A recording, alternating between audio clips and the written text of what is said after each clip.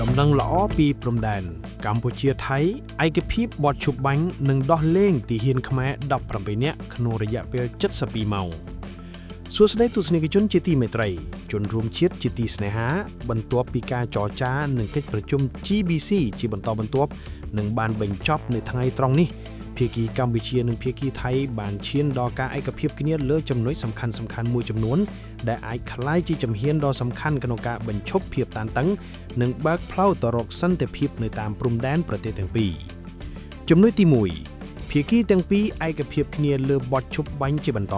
ក្រោយការចុះហត្ថលេខាលើសេចក្តីប្រកាសរួមនេះគិតចាប់ពីម៉ោង12ថ្ងៃត្រង់ម៉ោងក្នុងស្រុកថ្ងៃទី27ខែធ្នូឆ្នាំ2025ពាក់ព័ន្ធនឹងការប្រើប្រាស់អាវុធគ្រប់ប្រភេទក្នុងគ្រប់ករណីនិងនៅគ្រប់តំបន់ដោយរាប់បញ្ចូលទាំងការវាយប្រហារលើជនស៊ីវិលគោលដៅនិងហេដ្ឋារចនាសម្ព័ន្ធស៊ីវិលនិងកម្មវត្ថុខាងយោធារបស់ភាគីម្ខាងទៀតភាគីទាំងពីរត្រូវជៀសវាងការផ្ទុះអាវុធដោយគ្មានមូលហេតុឬធ្វើសកម្មភាពរុលទៅមុខឬចល័តកម្លាំងទៅលើទីតាំងឬកងកម្លាំងរបស់ភាគីម្ខាងទៀតទោះស្ថិតក្នុងកាលៈទេសៈណាក៏ដោយភាគីទាំងពីរមិនត្រូវបំពានកិច្ចព្រមព្រៀងនេះជាដាច់ខាត 2. ភាគីទាំងពីរឯកភាពគ្នារក្សាការឈរជើងនៃកងកម្លាំងរបស់ខ្លួននៅទីតាំងបច្ចុប្បន្នដោយមិនត្រូវធ្វើសកម្មភាពចល័តកងកម្លាំងបន្ថែមទៀតមិនត្រូវឲ្យមានការធ្វើសកម្មភាពចល័តកងកម្លាំងដោយរាប់បញ្ចូលទាំងការល្បាតចូលទៅទីតាំងរបស់ភាគីម្ខាងទៀត 3. ភាគីទាំងពីរឯកភាពគ្នាថារាល់ការព្រមព្រៀងក្រោមសេចក្តីប្រកាសរួមនេះមិនត្រូវធ្វើឲ្យប៉ះពាល់ដល់ការខ័ណ្ឌសីមាព្រំដែននិងព្រំដែនអន្តរជាតិរវាងប្រទេសទាំងពីរនោះទេភាគីទាំងពីរឯកភាពគ្នាប្រគល់ទួនាទីឲ្យគណៈកម្មការចម្រុះព្រំដែនបន្តអនុវត្តការងារវាស់វែងនិងខ័ណ្ឌសីមាព្រំដែនឲ្យបានឆាប់រហ័សបំផុតស្របតាមកិច្ចព្រមព្រៀងដែលមានស្រាប់រវាងប្រទេសទាំងពីរដើម្បីសម្រេចបាននូវសន្តិភាពយូរអង្វែងតាមបណ្ដោយព្រំដែនភាគីទាំងពីរឯកភាពគ្នាថានឹងប្រើប្រាស់យន្តការដែលមានស្រាប់នៃគណៈកម្មការចម្រុះព្រំដែនដើម្បីធានាសុវត្ថិភាពនិងសន្តិសុខរបស់ក្រុមការងារវាស់វែងចម្រុះនៅលើទីតាំងជាក់ស្ដែងដោយរាប់បញ្ចូលទាំងសុវត្ថិភាពពីជាន់មីនភាគីទាំងពីរឯកភាពគ្នាថាគណៈកម្មការចម្រុះព្រំដែននឹងផ្ដល់អាទិភាពខ្ពស់បំផុតចំពោះការងារវាស់វែងនិងខ័ណ្ឌសីមាព្រំដែននៅតំបន់រងផលប៉ះពាល់ដែលមានជនស៊ីវិលរស់នៅ 4.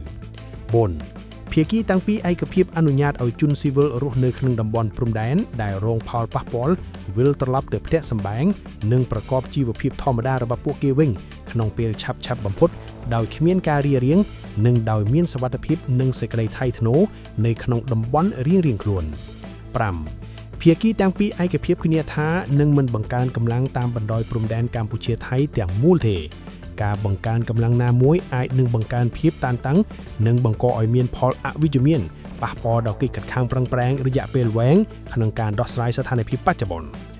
6. ភាគីទាំងពីរឯកភាពគ្នាមិនប្រព្រឹត្តសកម្មភាពបង្កហេតុណាមួយដែលអាចនាំឲ្យមានភាពតានតឹងដោយរួមទាំងសកម្មភាពយោធាចូលទៅដែនអាកាសនិងបូរណភាពទឹកដីឬទីតាំងរបស់ភាគីម្ខាងទៀតគិតចាប់ពីមានបទឈប់បាញ់ភាគីទាំងពីរឯកភាពគ្នាមិនធ្វើការសាងសង់ឬពង្រីកហេដ្ឋារចនាសម្ព័ន្ធយោធាឬលែនឋានផ្សេងៗនៃហួសពីទីតាំងរបស់ខ្លួននោះទេ 7. ភាគីទាំងពីរឯកភាពគ្នាមិនចោលផ្លូវការណាមួយប្រឆាំងនឹងជនស៊ីវិលនិងគោលដៅស៊ីវិលទោះក្នុងកាលៈទេសៈណាក៏ដោយសកម្មភាពទាំងនេះមិនត្រឹមតែបង្កគ្រោះថ្នាក់ចំពោះសហគមន៍នៅតាមតំបន់ព្រំដែនទេថែមទាំងជាការបំពានច្បាប់អន្តរជាតិនិងធ្វើឲ្យប៉ះពាល់ដល់កេរ្តិ៍ឈ្មោះនៅលើឆាកអន្តរជាតិរបស់ភាគីដែលបានបំពានផងដែរ 8. ភាគីទាំងពីរឯកភាពគ្នាជៀសវាងការចាយចាយព័ត៌មានមិនពិតឬព័ត៌មានคล้ายៗដើម្បីកាត់បន្ថយភាពតានតឹងកាត់បន្ថយសាធារណមតិអវិជ្ជមាននិងលើកកម្ពស់បរិយាកាសអំណោយផលសម្រាប់កិច្ចសន្ទនាដោយសន្តិវិធី 9. ភាគីទាំងពីរបញ្ជាក់សារជាថ្មីនៅកាតព្វកិច្ចរបស់ខ្លួនក្រោមអនុសញ្ញាស្តីពីការហាមការប្រើប្រាស់ការរសារទុកការផលិតនិងការផ្ទេរគ្រាប់មីនប្រឆាំងមនុស្សនិងការបំផ្លាញគ្រាប់មីនទាំងនេះអនុសញ្ញាអូតាវ៉ាភាគីទាំងពីរនឹងធ្វើការរួមគ្នាតាមរយៈក្រុមការងារសម្របសម្រួលចម្រុះ JCTF លើការងារដោះមីនមនុស្សធម៌ស្របតាមនិយមនីតិវិធីប្រតិបត្តិ SOP ដែលបានព្រមព្រៀងគ្នាដើម្បីធ្វើឲ្យមានវឌ្ឍនភាពជាបន្តបន្ទាប់លើកិច្ចខិតខំប្រឹងប្រែងដោះមីនតាមបណ្ដោយព្រំដែន 10. ភាគីទាំងពីរឯកភាពគ្នាគោរពតាមផែនការសកម្មភាពសម្រាប់កិច្ចសហប្រតិបត្តិការលើការទប់ស្កាត់ និងបង្ក្រាបឧក្រិដ្ឋកម្មឆ្លងដែនរួមទាំងការឆបោកតាមអ៊ីនធឺណិតនិងការជួញដូរមនុស្សរវាងនគរបាលជាតិកម្ពុជានិងនគរបាលភូមិន្ទថៃហើយបានបញ្ជាក់ជាថ្មីនៅការបដិញ្ញាចិត្តជំរុញកិច្ចសហប្រតិបត្តិការដែលមានគោលបំណងទប់ស្កាត់ការឆបោកតាមប្រព័ន្ធបច្ចេកវិទ្យាដោះស្រាយបញ្ហានៃការប្រើប្រាស់ផ្ទាល់ Digital ដែលមិនត្រឹមត្រូវនិងលើកកម្ពស់ព័ត៌មានដែលត្រឹមត្រូវប្រកបដោយទំនួលខុសត្រូវសម្ដៅរួមចំណែកដល់ជំនឿទុកចិត្តសិទ្ធិរភាពនិងទំនាក់ទំនងល្អរវាងប្រទេសជិតខាង 11 ស្របតាមស្មារតីនៃសេចក្តីប្រកាសរួមទីក្រុងគូឡាឡាំពួរឆថ្ងៃទី26ខែតុលាឆ្នាំ2016កងទ័ពកម្ពុជាចំនួន18រូបនឹងត្រូវបញ្ជូនត្រឡប់មកកម្ពុជាវិញបន្ទាប់ពីបទឈប់បាញ់ត្រូវបានគោរពយ៉ាងពេញលេញក្នុងរយៈពេល72ម៉ោងការសម្រេចលើចំណិតនេះត្រូវបានចាត់ទុកថាជាសញ្ញាវិជ្ជមានដ៏សំខាន់មិនត្រឹមតែសម្រាប់កងទ័ពនិងក្រុមគ្រួសារទាហានកម្ពុជាប៉ុណ្ណោះប៉ុន្តែថែមទាំងជាក្តីសង្ឃឹមសម្រាប់ប្រជាពលរដ្ឋទាំងពីរប្រទេសក្នុងការបញ្ចប់សង្គ្រាមនិងវិលត្រឡប់ទៅរកការចរចាដោយសន្តិវិធីលើតុចរចាវិញ